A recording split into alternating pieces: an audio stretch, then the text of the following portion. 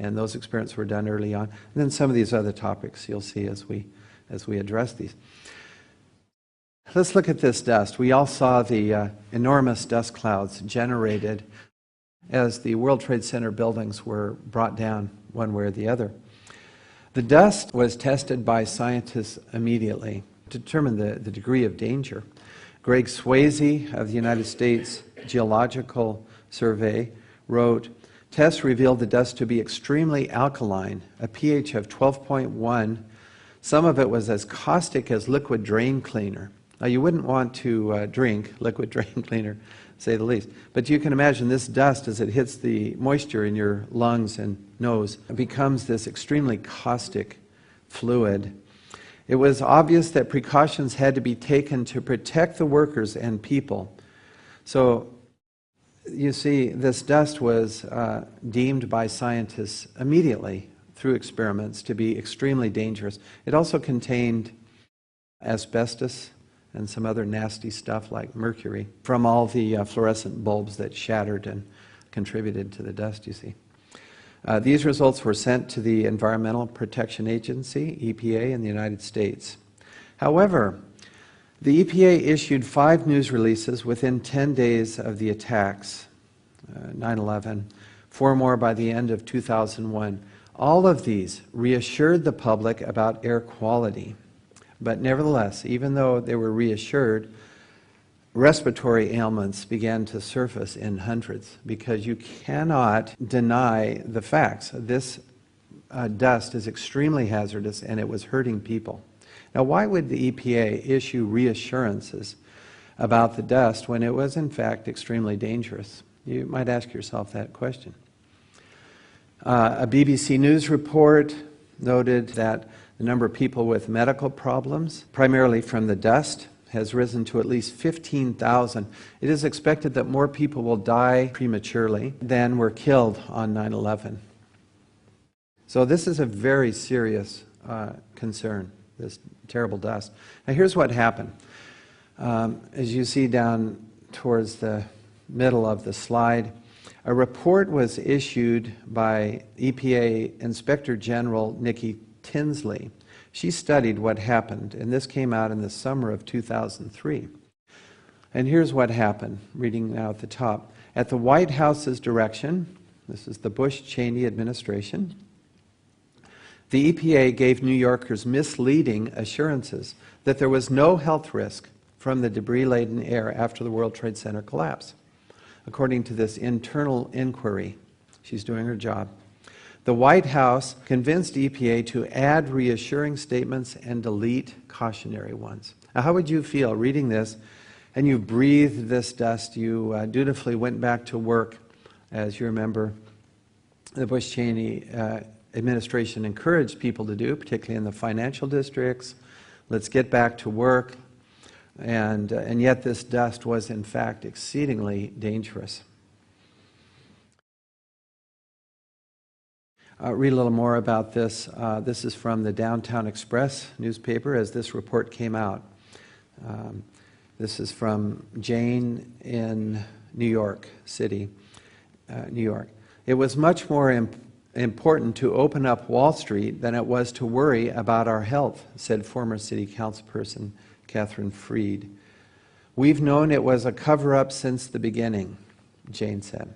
And so you have people aware, finally, of the government having lied to them.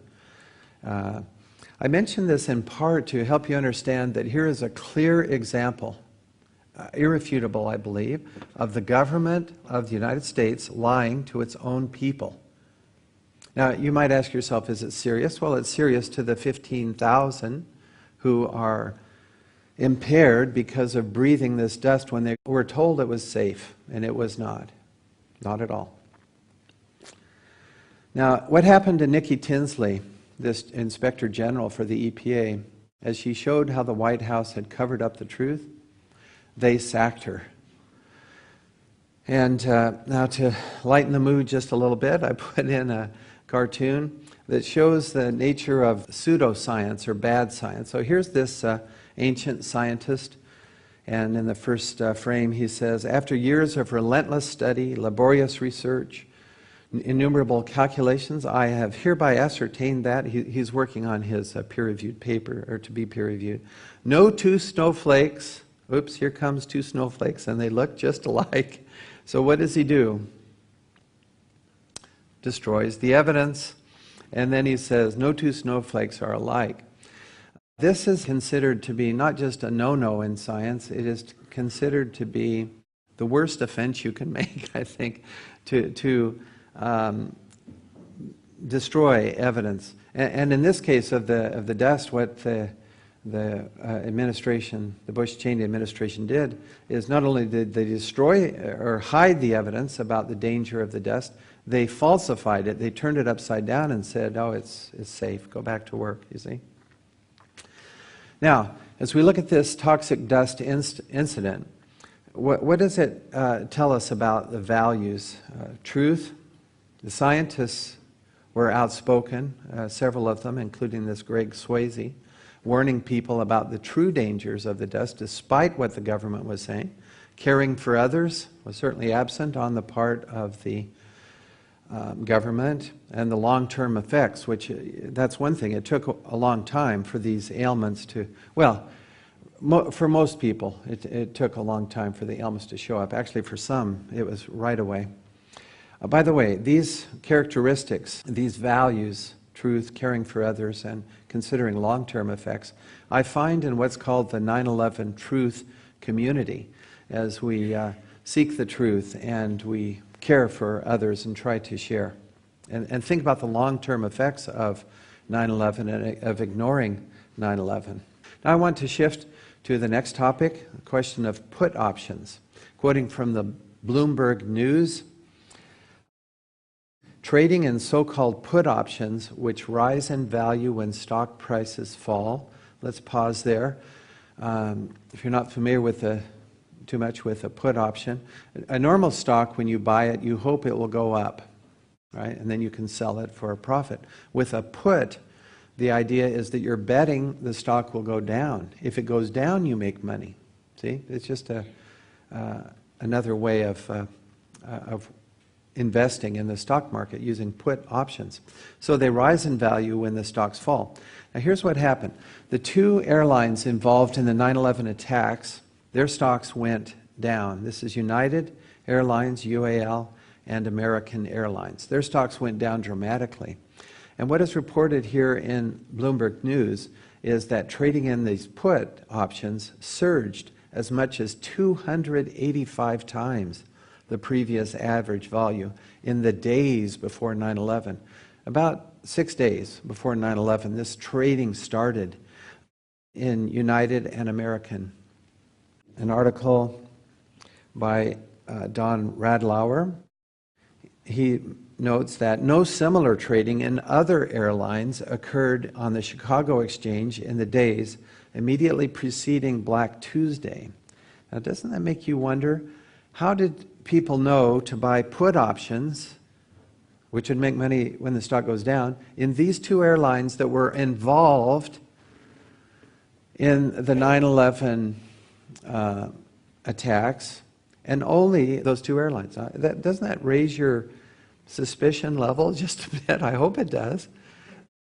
These people are making money on other people's deaths. It just boggles my mind. I hope you understand that we have values amongst us that are much higher than just making money, for heaven's sakes. BBC, 18th of September, so a week after the 9/11 event. American authorities are investigating unusually large numbers of shares in airlines, United and American, insurance companies, specifically those which insured the World Trade Center, and arms manufacturers. They believe the sales were by people who knew about the impending disaster and were profiting from it. Can you imagine? Bloomberg News again. This would be the most extraordinary coincidence in the history of mankind if it was a coincidence. I hope you're not that gullible. 285 times surge in United and American, and it's just a coincidence. Come on, please. This could very well be insider trading at the worst, most horrific, most evil use you've ever seen in your entire life. He expresses it well. It's absolutely unprecedented. The amount was estimated by Andreas von Bülow at $15 billion in these trades. This problem, this very suspicious, unusual activity in the stock market was covered in a peer-reviewed paper, which I think has not been mentioned too much before. Professor Alan Peteshman, I've emailed to him, and he stands by his conclusions, of course. And I have not seen any challenge to his peer-reviewed paper. I'll read the last sentence. Consequently, the paper concludes that there is evidence of unusual option market activity, these are these put options, in the days leading up to September 11th that is consistent with investors trading on advanced knowledge of the attacks. I don't see how you can say otherwise. Now, this could not very well be ignored by the 9/11 Commission. They have to deal with this. It's in a peer-reviewed paper and in the media. So what did they say? Quoting now from page 499, a footnote.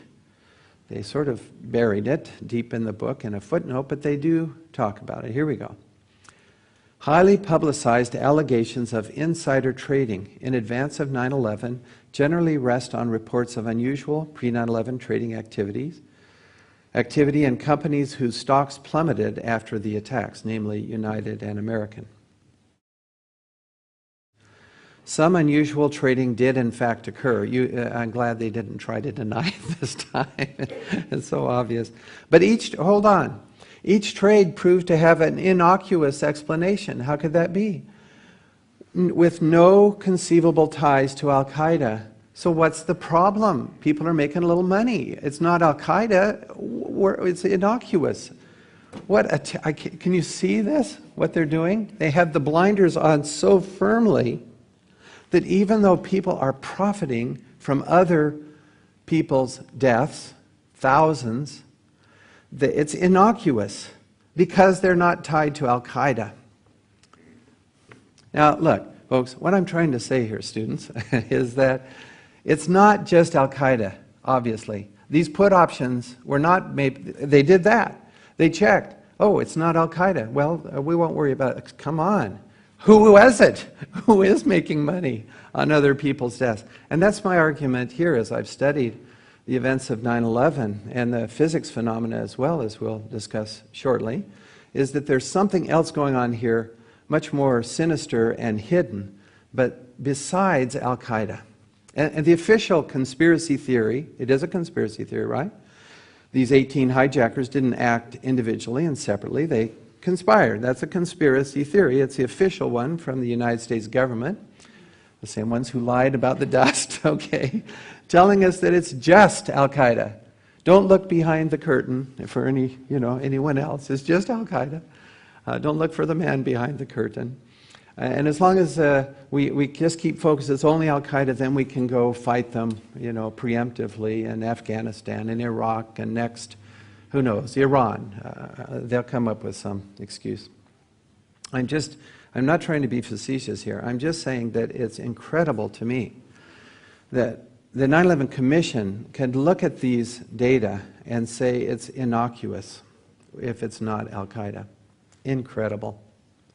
There has to be some level of decency within us that cries out that this is unjust and unfair. And you don't have to be a scientist or a non-scientist to feel this way. If you care about people, you care about what happened on 9/11 and these 9/11 wars that have been excused on the basis of the official story that it's only Al-Qaeda. Huh? Now, foreknowledge. We have in the newspapers and media shown at the bottom of the slide, Der Spiegel, Die Zeit. Some of it was as caustic as liquid drain cleaner.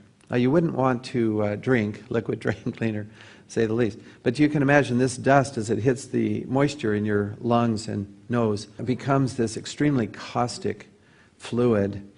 It was obvious that precautions had to be taken to protect the workers and people. So, you see, this dust was deemed by scientists immediately through experiments to be extremely dangerous. It also contained asbestos and some other nasty, and those experiments were done early on. And then some of these other topics you'll see as we address these. Let's look at this dust. We all saw the enormous dust clouds generated as the World Trade Center buildings were brought down one way or the other. Stuff like mercury from all the fluorescent bulbs that shattered and contributed to the dust, you see. These results were sent to the Environmental Protection Agency, EPA, in the United States. However, the EPA issued 5 news releases within 10 days. The dust was tested by scientists immediately to determine the degree of danger. Greg Swayze of the United States Geological Survey wrote, "Tests revealed the dust to be extremely alkaline, a pH of 12.1